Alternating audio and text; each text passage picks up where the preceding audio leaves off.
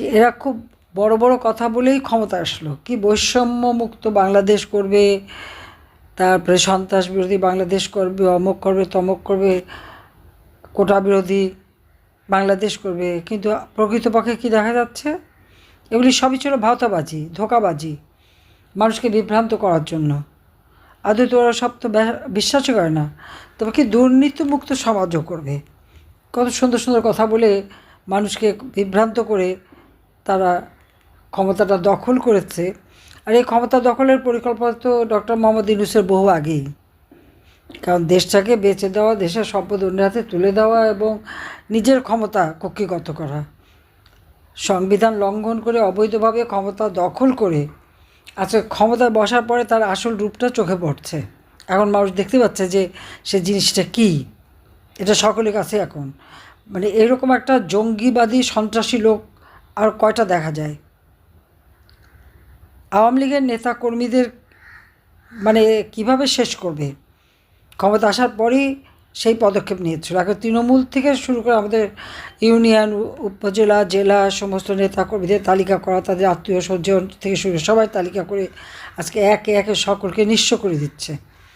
শুধু যে হত্যা করছে তা না, সেই সাথে সাথে এক একটা পরিবার তাদের রুজি রোজগারের সব পথ বন্ধ করে দিয়ে তাদেরকে অর্থনৈতিকভাবে পঙ্গু করে দিচ্ছে। আর সেখানে বিএনপি আছে কি তাহলে? বিএনপি, ছাত্রদল, শিবির এরা মিলে শুধু লুটপাট, চাঁদাবাজি। এরা দুর্নীতি বন্ধ করবে? যে হারে চাঁদাবাজি করে যাচ্ছে, আজকে এক একটা মানুষকে ধরবে, সাথে সাথে তাদের চাঁদা দাও, মোটা অঙ্কের চাঁদা দিতেই হবে। চাঁদা না দিলে ছুটকেরা পাবে না, ছুটকারা না পাওয়ার কোনো সুযোগই নাই। এটাই হচ্ছে সবথেকে দুর্ভাগ্যের বিষয়।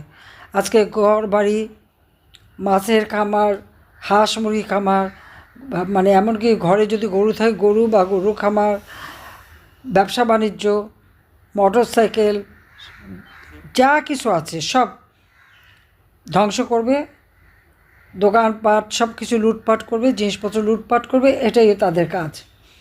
এবং এই যে লুটপাট করে তাদের যে আনন্দ, অন্যের সম্পদ কেড়ে নিয়ে কী আনন্দটা পাচ্ছে, অন্যের ঘরবাড়ি জ্বালিয়ে পুড়িয়ে ধ্বংস করে দিয়ে তাদের এত উল্লাস কেন? আমি আমাদের নেতাকর্মীদের একটা কথাই বলবো, শুধু নালিশ করে আর করে বসে থাকলে হবে না। যারা এই ধরনের হামলা, লুটপাট, ধ্বংস, অগ্নিসন্ত্রাস করে যাচ্ছে, সমানভাবে তাদের জবাব দিতে হবে। আমাদের বাংলাদেশটা স্বাধীনতা অর্জন করেছে কিন্তু গেরিলা যুদ্ধের মধ্য দিয়ে। ওদের কাছে প্রশাসন, আর্মি সব কিছু তারা, এবং প্রকাশ্য অস্ত্র নিয়ে তারা ঘোরে,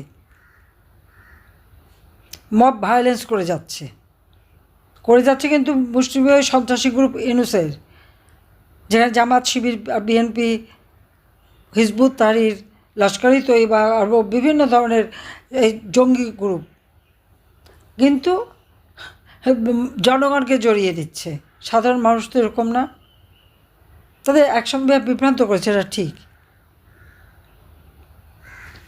আওয়ামী লীগ কখনো প্রতিহিংসা রাজনীতি করে না। তাই যদি করতো 2001 সালে যেভাবে অত্যাচার নির্যাতন করেছিল, কই আমরা এসে তো প্রতিশোধ দিতে যাইনি। আমি সবাইকে বিরত করেছিলাম, বলেছিলাম যে তোমরা ধৈর্য ধরো, আমরা আগে দেশের উন্নতি করি, মানুষের ভাগ্য পরিবর্তন করি, মানুষের আর্থসামাজিক উন্নতি করেই আমরা তাদের মন জয় করি, আমরা বারবার ক্ষমতা আসতে পারবো। এবং সেটাই হয়েছে, আমরা সেভাবেই ক্ষমতা এসেছি। আওয়ামী লীগ তো কখনো নির্বাচন ছাড়া ক্ষমতায় আসেনি। এত অপপ্রচার আমাদের বিরুদ্ধে, এত মিথ্যে কথা বলেছে, মানে একেবারে পচিয়ে ফেলা। তারপরেও সাধারণ মানুষ এখনও আওয়ামী লীগকেই তো ভালোবাসে। আওয়ামী লীগের সবাই নাকি দুর্নীতিবাজ। তাই আমি প্রশ্ন করি যে 15 বছর 7 মাস আমরা একটানা ক্ষমতায়, ঠিক আছে, কত টাকা দুর্নীতি আমরা করেছি? আমি নাকি টাকা পাচার করেছি, কোথায় পাচার করলাম সেটা কি খুঁজে পেয়েছে, বের করতে পেরেছে, পর্যন্ত বলতে পেরেছে? আমরা কেন করতে যাব? আমার দেশের সম্পদ দেশে থাকবে, দেশের মানুষের জন্য, মানুষের কল্যাণে কাজ করব। আমরা টাকা পাচার করে কি করব? কিন্তু মিথ্যা অপবাদ সব জায়গায় ছড়িয়ে বেড়াচ্ছে, কিন্তু আজ পর্যন্ত তো একটাও দেখাতে পারলো না। কিন্তু আমরা তো ডক্টর মোহাম্মদ ইউনূসের পাচার করা টাকা কোথায় কোন সম্পদ আছে সেগুলি তো আমরা পেয়েছি। 6,000 টাকা বেতনের এমডির চাকরি করতো গ্রামীণ ব্যাংকে। গ্রামীণ ব্যাংকটাকে কিন্তু গ্রাস করে খেয়ে ফেলেছে। ভাবখানা যে এটা তার তার সম্পদ, তার পৈতৃক সম্পদ। গ্রামীণ নামটা বেছে বেছে সব জায়গায় দিয়ে পয়সা বানাচ্ছে। তাছাড়া 6,000 টাকা বেতনের কর্মচারী সে এত হাজার হাজার কোটি টাকার মালিকটা হলো কীভাবে, সেটাই আমার প্রশ্ন। আর তার ক্ষমতা আসার জন্য তার মেটিকুলাস ডিজাইনের মাধ্যমে একে এক আমার আওয়ামী লীগের নেতাকর্মীদের হত্যা, মেরে পা বেঁধে ঝুলে রাখা, পুলিশ মেরে ঝুলিয়ে রাখা, পুলিশকে পিঠে পিঠে হত্যা। এই যে এনায়তপুরে পুলিশ স্টেশনে 13 জন পুলিশকে পিঠে পিঠে হত্যা করেছে, যেখানটা অন্তঃসত্ত্বা মেয়ে পর্যন্ত ছিল।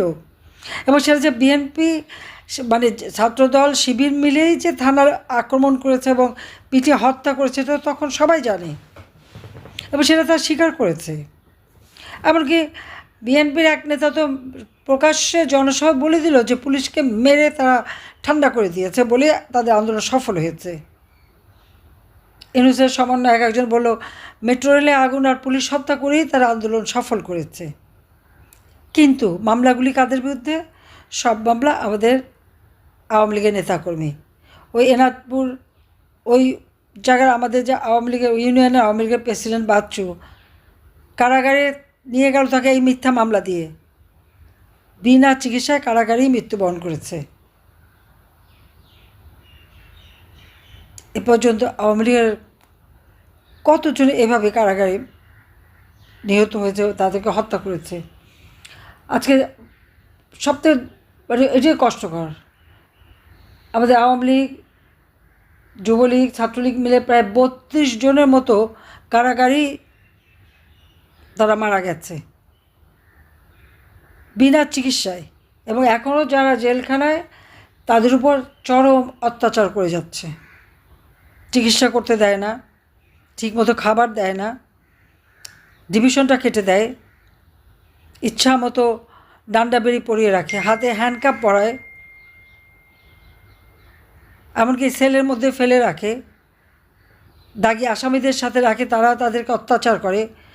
কি ছেলে কি মেয়ে, আমাদের আওয়ামী লীগের অনেক এবং যুব মহিলা লীগের বহু নেতাকর্মী তাদের উপর এই অত্যাচার নির্যাতন চালিয়েই যাচ্ছে।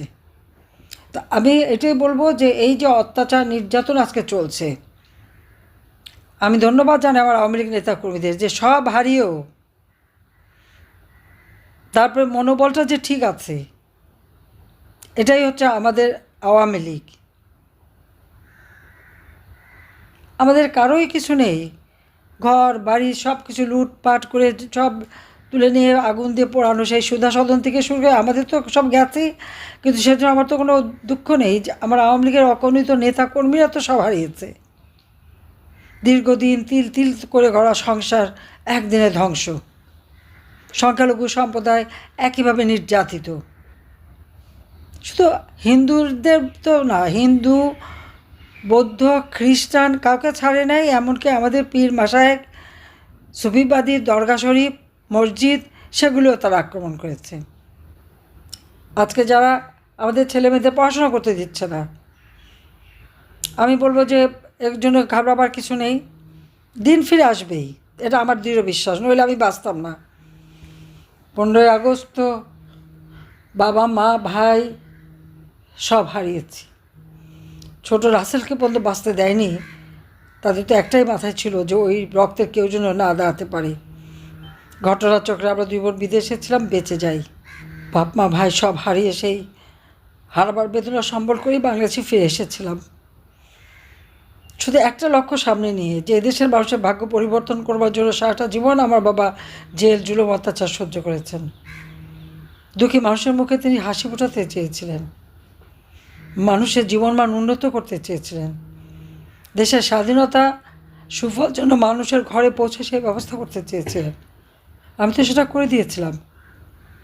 এখন আবার আওয়ামী লীগ সমস্ত কার্যক্রম নিষিদ্ধ, আওয়ামী লীগের বিচার করবে। আমার বিচার, আমি একে হত্যা করেছি, একটাও প্রমাণ দেখাতে পারবে? দেখাতে পেরেছে? তার বলছিল এটা সরাসরি ব্রডকাস্ট হবে, সাক্ষীদের কথা তো ব্রডকাস্ট করতে দেয়নি। আবু সাইদ সারা বিশ্ব জানে বুক পেতে গুলি নিল, আর তার বাবা কোর্টে উঠে বলল মাথার পিছনে গুলি। ঠিক একইভাবে যাদেরই সাক্ষী নিয়েছে, ইউনূস ক্ষমতায় আসার আগে বলল আমি কিছুই জানতাম না, আমাকে তো ছাত্ররা ধরে নিয়ে আসলো, আমি তো প্রাইসে ছিলাম, আমাকে নিয়ে এসে পথে বসাবে, কী পদে বসালো, পথে না পদে বসালো। হ্যাঁ, উনি পদে বসছেন, দেশটাকে পথে বসিয়েছেন। কিচ্ছু জানে না, কিন্তু সাক্ষী দিতে গিয়ে তার এক সমন্বয় কী বলল, 4 তারিখেই তাদের সরকার গঠন করার কথা। এটা তো সম্পূর্ণ রাষ্ট্রদ্রোহী। আমরা জনগণের ভোটে নির্বাচিত সরকার, আর তারা ক্ষমতায় উড়ে এসে জুড়ে বসলো অবৈধভাবে সন্ত্রাস জঙ্গিবাদ। যত সন্ত্রাসী জঙ্গিদের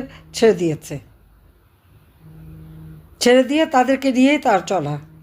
21 আগস্ট গ্রেনেড হামলার যারা সাজাপ্রাপ্ত আসামি, হলি আর্টিজেনের সাজাপ্রাপ্ত আসামি থেকে শুরু করে যত সন্ত্রাস জঙ্গি, তাদেরকে নিয়েই আজকে দেশটাকে জঙ্গি রাষ্ট্রে পরিণত করেছে।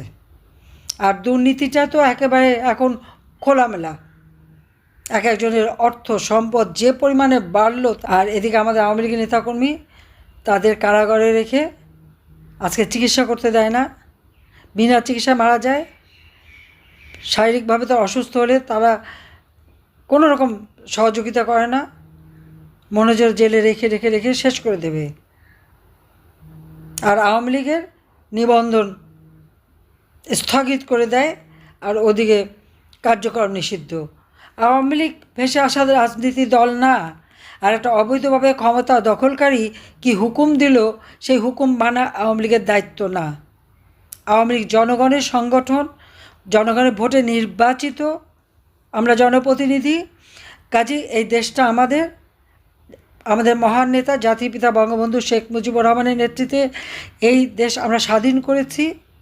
আজকে সেই স্বাধীনতাকে হরণ করতে চায় যাদেরকে আমরা পরাজিত করেছি, যারা সারেন্ডার করছে পাকিস্তান আর্মি, যারা সারেন্ডার করছে ইউনূস মিয়া, বা তাদের হাত মানে হাতে হ্যান্ডশেক করতে যেয়ে 2 হাত দিয়ে হাত চেপে ধরলো, একেবারে নত জানো, বাংলাদেশের মান মর্যাদা সব ধ্বংস করে দিয়েছে।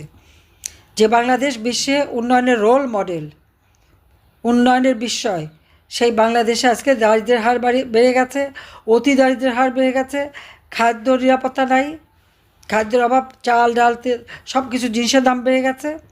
সব নাকি সস্তায় খাওয়াবে, কোথায় সস্তা? কৃষক উৎপাদিত পণ্যের দাম পায় না, সারের মধ্যে ভেজাল। এই গোবিন্দগঞ্জেরই তো মহিমাগঞ্জে সার চেয়ে আন্দোলন করতে যে খালেদা জিয়ার আমলে গুলি খেয়ে আমাদের কৃষক মারা গিয়েছিল।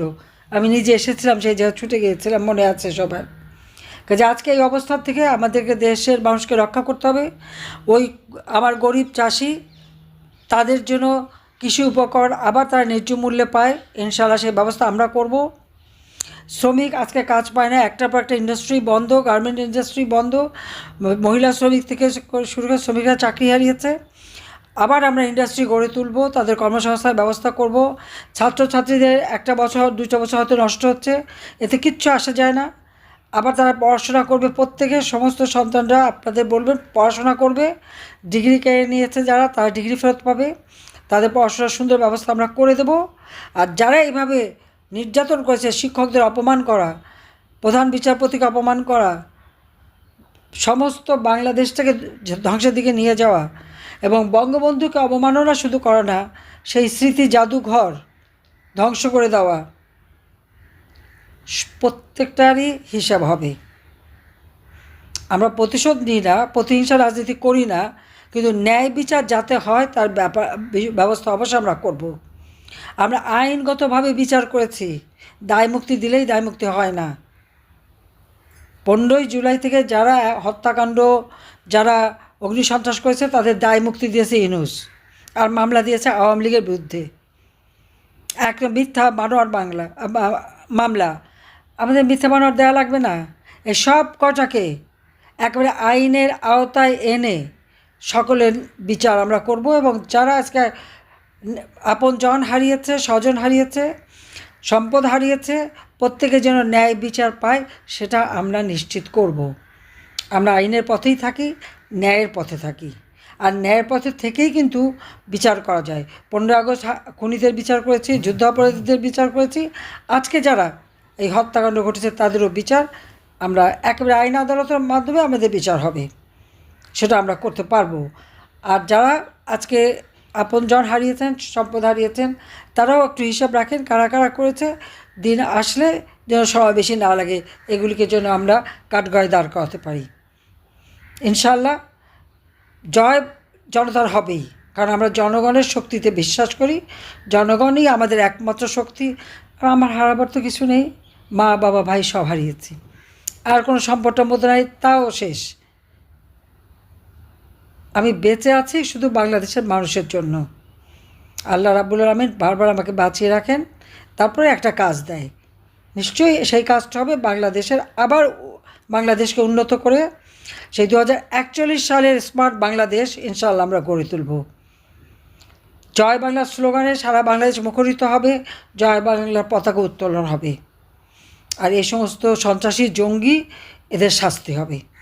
ওই ইউনূস হাত করা পড়িয়েছে তো আমার নেতাকর্মীদের, এদের যেন হাত করা পড়ে সে ব্যবস্থা ইনশাল্লাহ করব। তো সাজাপ্রাপ্ত আসামি, শ্রমিকের অর্থ আত্মসাৎ করে ডক্টর মোহাম্মদ ইউনূস সমস্ত টাকা পয়সা মেরে খেয়েছে, বিদেশের সম্পদে পাহাড় করেছে, সব বাজেয়াপ্ত করে ফিরে এনে যত ক্ষতিগ্রস্ত আছে সকলের যা কিছু শোধ দেব, এবং আল্লাহ সেদিন আমাকে দেবে, আমার বিশ্বাস আছে। উপরে আল্লাহ, নিচে জনগণ, আমার আওয়ামী লীগের নেতাকর্মী, এই শক্তি নিয়েই এগিয়ে যাব। সকলের সাথে বন্ধুত্ব, কারোর সাথে আমাদের বৈরিতা না। সবাই ভালো থাকেন, খোদা হাফেজ। জয় বাংলা, জয় বঙ্গবন্ধু, বাংলাদেশ চিরজীবী হোক।